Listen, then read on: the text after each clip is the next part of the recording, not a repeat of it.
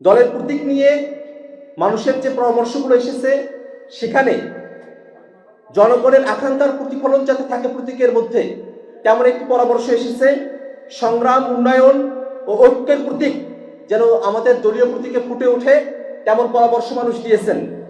যে প্রতীকের নামগুলো এসেছে, অনেকগুলো প্রতীকের নাম এসেছে, তার মধ্যে যেসব প্রতীকের নাম সব থেকে বেশি এসেছে আমরা সেই প্রতীকগুলোর নাম বলছি।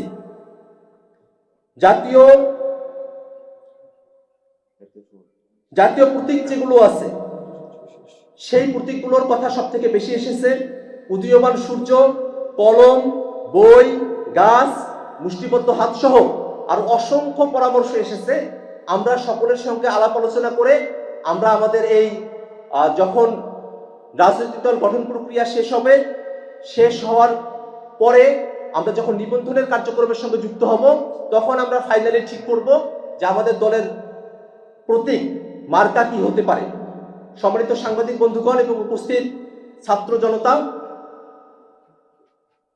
বাংলাদেশের তারুণ্যের হাত ধরে জনগণের হয়ে, জনগণের পক্ষে, জনগণের সংশ্লিষ্টতা নিয়ে সংঘবদ্ধতার ভিত্তিতে যে নতুন রাজনৈতিক দলের আত্মপ্রকাশ হতে যাচ্ছে, সে নতুন রাজনৈতিক দলের কাছে আপনাদের যে প্রত্যাশাগুলো আছে সেগুলো আমাদেরকে জানাবেন।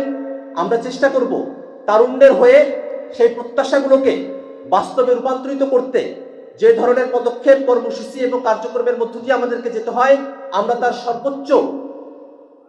সর্বোচ্চটাই আপনাদের সামনে